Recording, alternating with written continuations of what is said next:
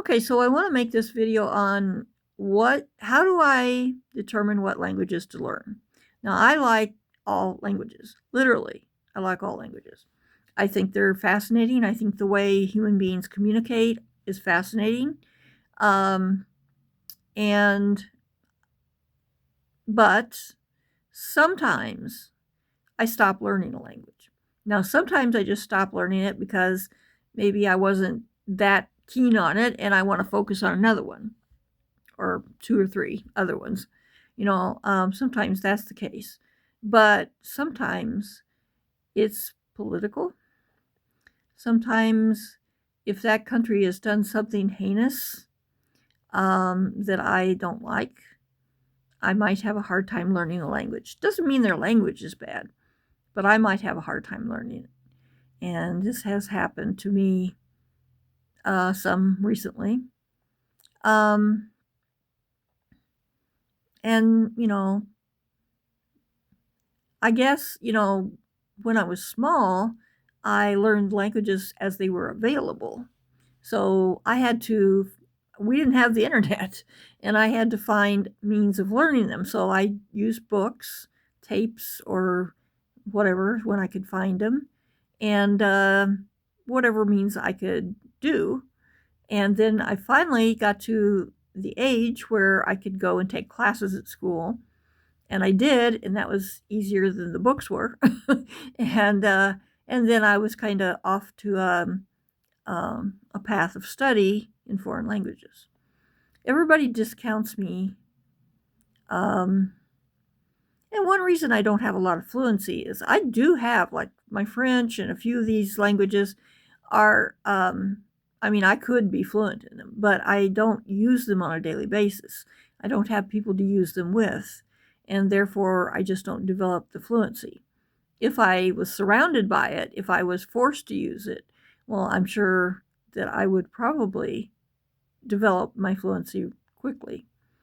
Another thing is I have some performance anxiety. I have it when I play my guitar and do music, but I also have it in languages.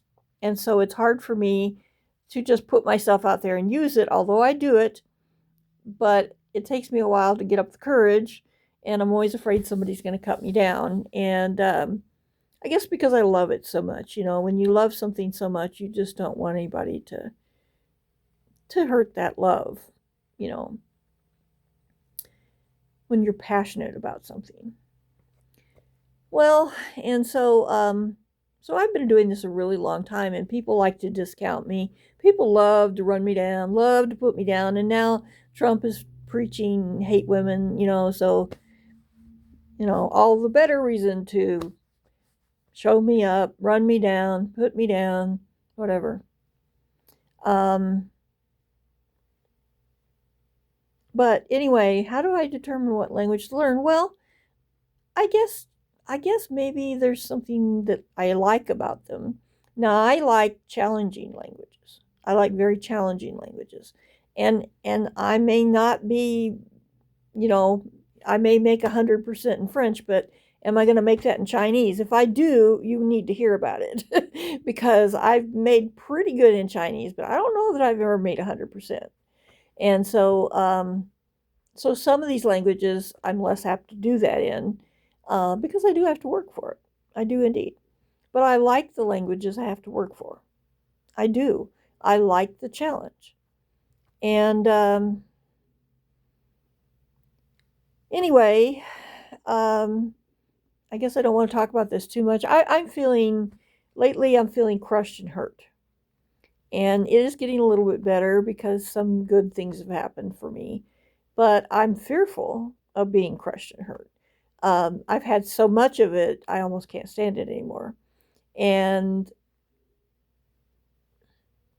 I don't know. I feel like a woman who puts themselves out there these days with this government administration um, is in grave danger of being badly hurt, smeared, etc. I'm not a bad person, not actually. So, anyway, how do I determine which one I guess whichever, sometimes I have a need for one. So let's say I really need to learn Spanish because I'm surrounded by it. We have a lot of Spanish speakers. So I really do need to learn Spanish, and being bilingual is really helpful. But if I learn Spanish, I already know French to a point. And so I actually am trilingual, 3 languages, but actually a little more than that. But a lot of the others are in basic, they're all at different levels. They're all at different levels. Um, Sometimes I just want to learn a language. Sometimes I'm interested in some aspect of a culture of that country. Um, Rarely is it political. Rarely is it political, except rarely is it political. I Learning languages and politics, I don't like to mix them. But I will tell you this. I have had a very hard time learning German. Not because it's hard. It is hard. It is a hard language. But not because it's hard. And I like a challenging language. But I've had a hard time learning it because Germany is the place the Holocaust happened, and I was absolutely, completely appalled by that. And for many years, I couldn't learn German. And what I mean by couldn't is not that I didn't understand it, it's that I couldn't learn the language that was used to harm people. Now, later, I found out that Germany was very apologetic for that, that they had paid greatly for it, that they had said never again, although they're having some issues, kind of like we're having here, too. So I hope it doesn't rise again over there. Really, really hope that doesn't happen again. And I hope it doesn't happen here. I'm greatly worried about that. But, and so I did start studying German and have studied it some, but I'm still just not, it's not my top language. It's just not. And I think there's always that in the background that well, that, and also I had some friends from Germany that ended up us kind of knocking heads. And a lot of it was over my divorce, and it was very emotional for me, very hurtful for me.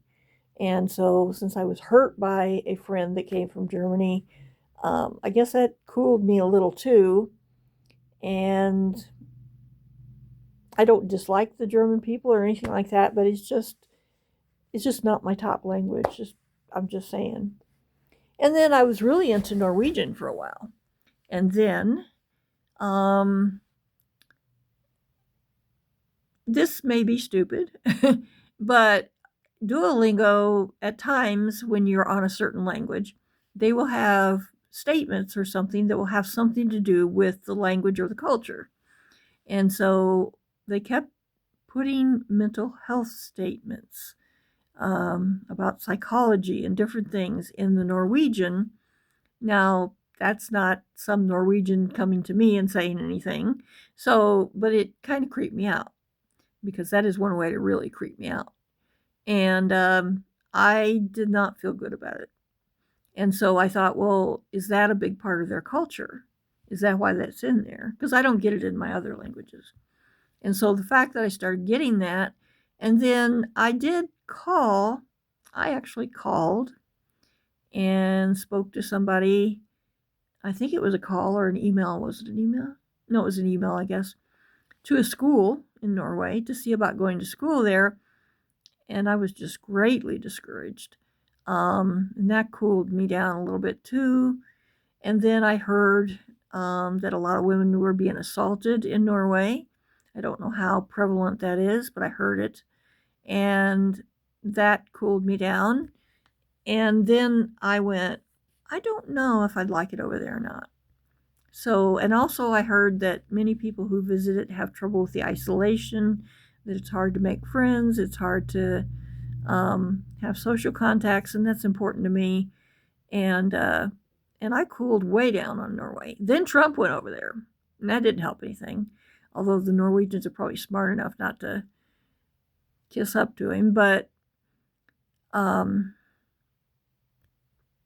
yeah, I cooled it way down about going to Norway, and I kind of stopped my Norwegian. And I've been thinking about it. Well, maybe I should pick it up again, but I'm like, I don't know. I don't know. I was really into it and really learning, and quite a few years of it. But I just went, maybe I'm not so welcome. Maybe I wouldn't be so welcome. So if I think I'm not really welcome in a country, that might affect my language learning. Um, I don't know. Sometimes emotions get involved in it, and sometimes if I think they're doing heinous acts, they're bad people, or they're acting, maybe they're not bad people, but they're acting badly now, or I just wouldn't be welcome there.